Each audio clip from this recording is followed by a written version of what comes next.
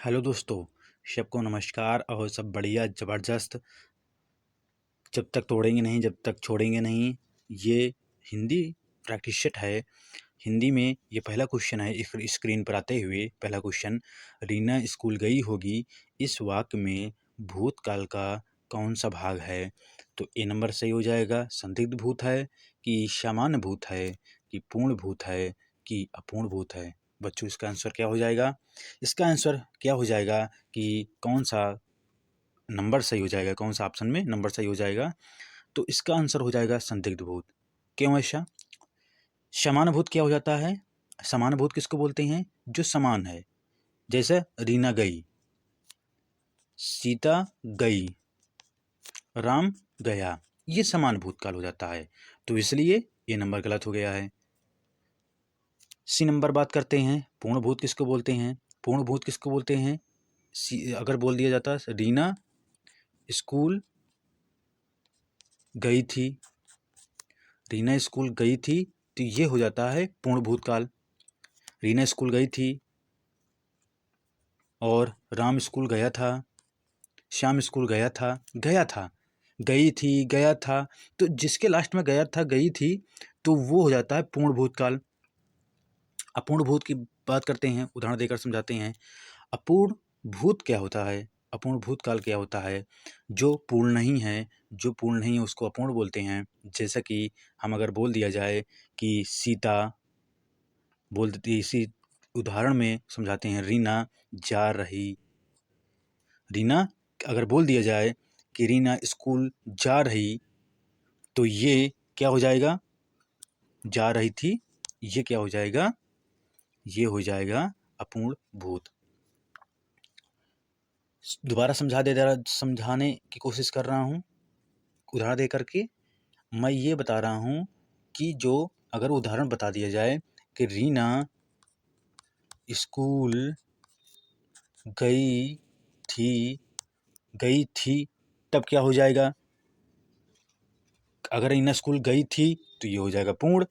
अगर यहाँ पर अगर रीना स्कूल जा रही थी, अभी जा रही थी, पूरा काम तो हुआ नहीं है। जब पूरा काम नहीं हुआ है, अभी जा ही रही थी। पहले अगर तुम अगर जो है अगर ऐसे समझना चाहते हो, जैसे कोई बच्चा जा रहा था, तुमने देखा सड़क पर कि कोई बच्चा स्कूल की साइकिल लेकर के कोई बच्चा स्कूल जा रहा था, तो जा रहा था, अभी तो जा रहा था, है ना? तभी तो अपूर्ण हुआ है। तो अगर ये अपूर्ण है तो फिर पूर्ण, जैसे मतलब अब अगर वही बच्चा गई थी या गया था, स्कूल गया था, तो पूर्ण होकर ही तो वो गया था भाई। बोलते नहीं, अभी ये लड़का आज स्कूल गया था, ये लड़का स्कूल गई थी, तो वो पूर्ण होकर ही तो लौटा है, तभी तुम बोल सकते हैं कि ये लड़का स्कूल गया था। तो इसका आंसर क्या हो जाएगा? इसका आंसर ए नंबर हो जाएगा कि रीना स्कूल गई होगी, राम खाना खाया होगा, या होगा, ई होगी, है ना? ये हो जाता है संदिग्ध भूत।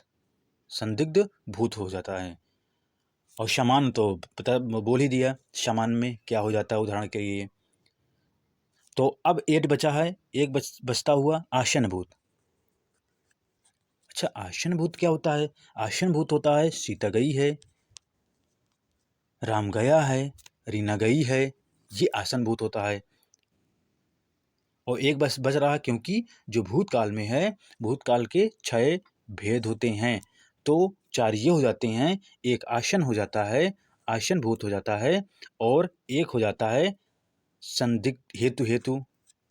हेतु में क्या हो जाता है कि जो होने वाली क्रिया होती है, जैसे बोल दिया जाए आज वर्षा होती तो, आज वर्षा होती तो फसल अच्छी होती,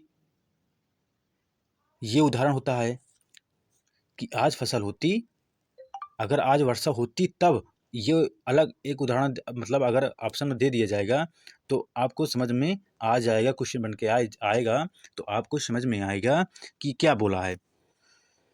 ये सबसे जो हेतु हेतु होता है भूतकाल, ये अलग हो जाता है, क्योंकि एक काम होने पर भी दूसरे काम आता है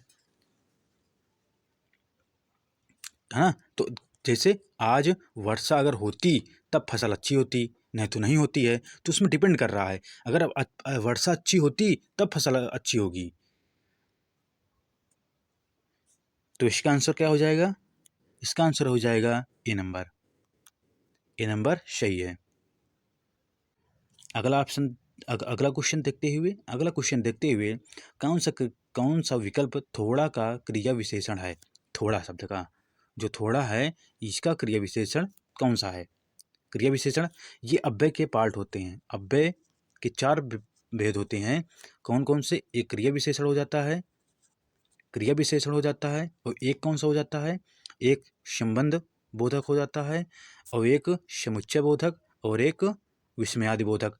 तो जो ये क्रिया विशेषण है, ये पहला ही उसका भाग है, क्रिया विशेषण। अब क्रिया विशेषण के अंतर्गत 4 भेद होते हैं, यही है, एक स्थानवाचक, फिर कालवाचक, फिर रीतवाचक, फिर परिमाणवाचक। 4 भेद होते हैं क्रिया विशेषण के अंतर्गत। पहले बेसिक जानकारी जरूरी है, क्योंकि क्वेश्चन बन के आ जाता है कि क्रिया विशेषण कितने भाग हैं, तो हमको मालूम होना चाहिए 4 भेद हैं। अब उसके अंतर्गत आते हैं काल, ए नंबर सही है। बी नंबर स्थानवाचक सही है कि रीतवाचक सही है कि परिमाणवाचक सही है? परिमाणवाचक सही है। तो इसमें जो कालवाचक होता है, काल मतलब समय होता है। समय कब की बात की जा रही है? आज, कल, परसों, नरसों, दिन प्रतिदिन, इसकी बात तो की नहीं जा रही है, तो इसलिए ये गलत हो गया है। स्थान कहाँ की बात कर रहा है? इधर उधर, दाएं बाएं, किस स्थान की बात कर रहा है? ये भी नहीं है। रीतिवाचक में क्या है? धीरे, यथासंभव, जैसे वैसे, ये रीतिवाचक में आता है। अब परिमाणवाचक बचा है लास्ट में, तो डी नंबर सही हो जाएगा, परिमाणवाचक। 3 तो हम चेक कर लिए हैं, अगर 3 चेक कर चुके हैं तो चौथा तो अपने आप ही सही हो जाता। लेकिन चलो ठीक है, अगर मैं कह रहा हूँ स्थानवाचक या रीतिवाचक चौथा होता और ये ऊपर होता परिमाणवाचक, तो परिमाण में नापते क्या है? कितना, कितने से तुम प्रयोग करो। कितना चावल? थोड़ा चावल। कितना चावल? ज़्यादा चावल, मतलब बहुत ज़्यादा है, कम है। कितना है? कहीं उससे कितना ज़्यादा है, उससे थोड़ा ज़्यादा है, उससे कितना कम है, उससे थोड़ा कम है। यही तो होता है, कितने से तुम क्वेश्चन कर सकते हो, तब तुम्हारा आंसर आ जाएगा। तो इसका आंसर क्या हो जाएगा? इसका आंसर हो जाएगा, थोड़ा का क्रिया विशेषण होता है ये डी नंबर, परिमाणवाचक। डी नंबर सही हो जाएगा। अगला क्वेश्चन स्क्रीन पर देखते हुए, अगला क्वेश्चन क्या कर रहा है? निम्न में से कौन सा विकल्प अंडे सेना मुहावरे का अर्थ होगा? मुहावरा और लोकोक्ति। लोकोक्ति क्या होता है? लोगों में कही जाने वाली जो पंक्ति होती है उसको लोकोक्ति बोलते हैं। मुहावरा थोड़ा डिफरेंट होता है। तो अब इसका आंसर क्या हो जाएगा? ए नंबर सही है। मुर्गे का चूजे के ऊपर बैठना, ये अंडे सेना का सही आंसर है, सही उत्तर है। स्वावलंबी होना, बी नंबर सही हो जाएगा। सी नंबर सही हो जाएगा, स्वार्थ सिद्ध करना, सी नंबर सही हो जाएगा। कि डी नंबर सही हो जाएगा, घर में बेकार बैठना। तो अंडे सेना मुहावरे का अर्थ क्या हो जाएगा? अब जो पढ़ा नहीं है तो क्या करे, मतलब उसका जो रिप्लाई हो जाएगा, तो रिप्लाई क्या देगा वो? स्वावलंबी टिक मारेगा, अंडे सेना। ठीक, कि मुर्गी के चूजों के ऊपर बैठना, अंडे सेना। ऑप्शन भी बढ़िया दिया हुआ है, तो इसमें डी नंबर सही हो जाएगा। घर में बेकार बैठना, फालतू बैठना, न कोई काम न कोई काज, न कोई काम करना, न कोई, मतलब बेकार तभी होता है कि आप घर में बिना कोई काम के बैठे हुए हैं और कोई काम कर नहीं रहे हैं, जो घर वाले बोल रहे हैं उनका कहना नहीं मान रहे हैं और बढ़िया सो रहे हैं, ये होता है बेकार बैठना। अगला क्वेश्चन है स्क्रीन पर, मैं आपकी श्रद्धा करता हूँ, निम्नलिखित में से कौन सा शुद्ध वाक्य है? शुद्ध वाक्य की बात करते हैं, शुद्ध अशुद्ध, ये पेपर में निश्चित पूछता, एक क्वेश्चन तो रहता ही है। यूपी पुलिस में तो ये तो पूछता है, ये सब पेपरों में देखने मिलता है। शुद्ध वाक्य कौन सा है? किसका है? मैं आपकी श्रद्धा करता हूँ, इसका शुद्ध वाक्य क्या हो जाएगा? मैं आपकी श्रद्धा करता हूँ, ए नंबर सही हो जाएगा। मैं आप पर श्रद्धा करता हूँ, कि बी नंबर हो जाएगा। कि मैं आप पर श्रद्धा रखता हूँ कि सी नंबर हो जाएगा, कि आपकी मैं श्रद्धा करता हूँ कि डी नंबर हो जाएगा। तो इसमें सही कौन होगा? इसमें सही कौन होगा? अच्छा, ये बोल दिया जाए कि मैं आपकी श्रद्धा करता हूँ, कि इसका मतलब आपको बताना है सही रूप क्या हो जाएगा।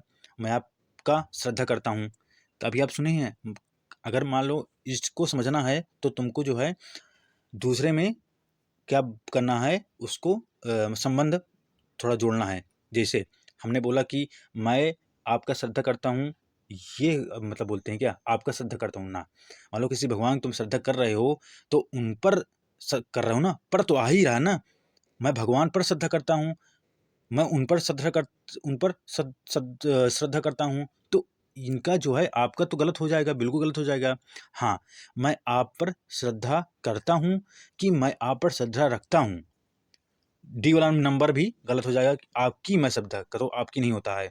आप मैं आप मैं तो पक्का होता है, मतलब निश्चित रूप से मैं तो निकलता ही है। मैं आप पर या मैं आपकी, मैं आपका तो होगा नहीं ना, आपकी हो जाएगा।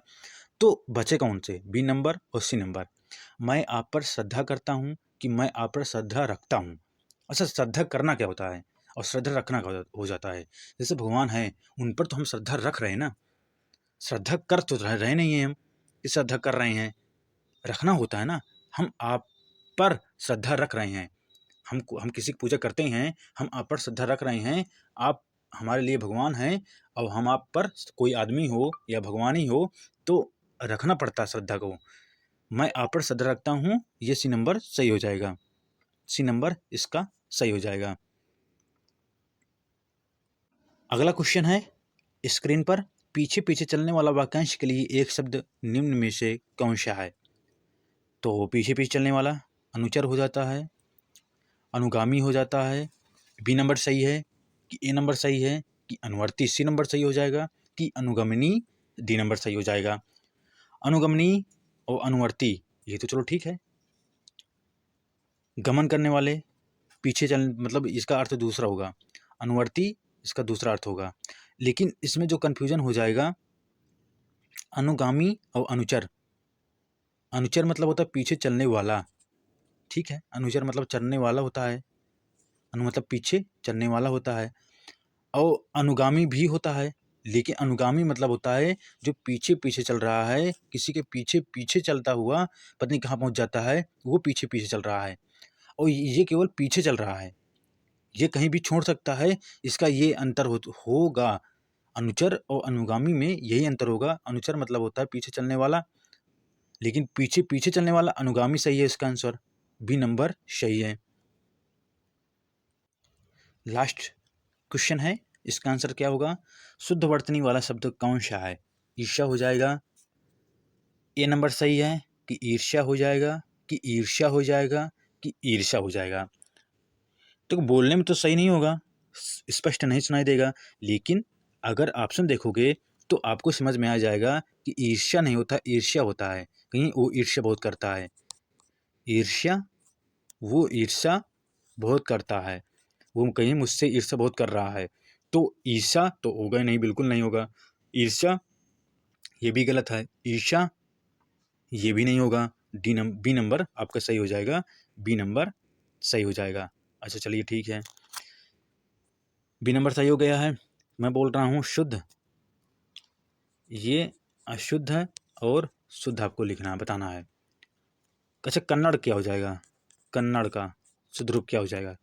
कन्नड़ का शुद्ध रूप, अगर मैं बूंदी हटा दूँ तो फिर ये गड़बड़ हो गया, लेकिन कन्नड़ ये पहले सही था, लिखा था, ठीक है। तो कन्नड़ का नीचे बूंदी हो जाएगी। चलो देखते हैं आगे बताना। वेशभूषा, वेशभूषा, वेशभूषा का सही रूप क्या हो जाएगा? सही वर्ड क्या हो जाएगा वेशभूषा का? अगर हम बोल दिया जाए कि वेशभूषा लिखा हुआ है, ये खड़कोर खा है, और इसका क्या हो जाएगा?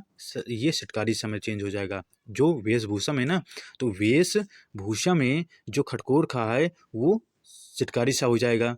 जो पिटचिरवा खा है वो किस में बदल जाएगा? वो जो षटकारी सा है उसमें बदल जाएगा। वेशभूषा हो गया है, और क्या हो गया है? अब कन्नड़। अब एक बताते हैं श्रवण। श्रवण कैसे लिखना है? श्रवण, श्रवण। अच्छा बताना है जिजीविषा, जिजीविषा, इसमें फंसोगे। जिजीविषा। पूजनीय, पूजनीय। श्रेष्ठ, श्रेष्ठ। ठीक है, इनका शुद्ध रूप, शुद्ध शब्द बताना है आपको कि इनका शुद्ध शब्द क्या हो जाएगा। श्रवण का, जिजीविषा का, पूजनीय का कि श्रेष्ठ का। ठीक, आपको शुद्ध बताना है। तो पहला क्या हो जाएगा? श्रवण, श्रा। वर्ण जो श्रौता सा है वो श्रा हो जाएगा। जो जिजीविषा है वो हो जाएगा जिजीविषा हो जाएगा, बड़ी जी हो जाएगा, जिजीविषा हो जाएगा। छोटी जी का बड़ी जी हो जाएगा। जो पूजनीय है तो पूजनीय हो जाता है, पूजनीय, हमारे पूजनीय, पूजनीय होता है, पूजनीय होता है, पूरा जा हो जाता है, पूजनीय, पूजनीय। जो श्रेष्ठता है वो श्रेष्ठ में बदल जाता है, श्रेष्ठ हो जाता है। श्रेष्ठ, जो श्रेष्ठ है वो जो टा है वो ठा में बदल जाता है, ठा में बदल जाता है। कुछ और शब्द हैं, जैसे लिखा होता है उत्कर्ष, उत्कर्ष। उत्कर्ष का शुद्ध रूप क्या हो जाएगा? उत्कर्ष का मैंने क्या क्या बताया अभी? एक कन्नड़ बताया हूँ मैं। कन्नड़ का आपको शुद्ध रूप ढूंढना है, या अगर आपको मालूम हो तो उसको लिखना है। वेशभूषा का, वेशभूषा कैसे लिखी जाएगी? वे है और चिरवा खा है, फिर भू है, फिर शाह है, वेशभूषा। इसका शुद्ध रूप लिखना है। जो श्रवण है इसका शुद्ध रूप लिखना है। और जो जिजीविषा है, छोटी जी विषा है, जिजीविषा का शुद्ध रूप लिखना है। पूजनीय का, पूजनीय का शुद्ध रूप लिखना है। और श्रेष्ठ का, श्रेष्ठ का आपको शुद्ध रूप लिखना है। क्या हो जाएगा? श्रेष्ठ का शुद्ध रूप लिखना है। अब दो चार और हैं, जैसे उत्कर्ष का, ये पेपरों में आता है, शुद्ध अशुद्ध लिखने के लिए पेपरों में आएगा। जो तुम्हारा यूपी पुलिस है इसमें बिल्कुल आ जाएगा। तो प्रैक्टिस बिना नहीं संभव है कि आप कर सकते हैं। उत्कर्ष का शुद्ध रूप क्या हो जाएगा? दुष्कर्म का दुष्कर्म, ये शुद्ध रूप है। और कैसे लिखा जाएगा दुष्कर्म को? दुष्कर्म। इसका जो श हो जाता है, सिटकारी सा, वो खा में बदल जाता है, आधा खा में। तो उत्कर्ष हो गया है, दुष्कर्म हो गया, निष्काम, निष्काम। निष्काम का शुद्ध रूप क्या हो जाएगा?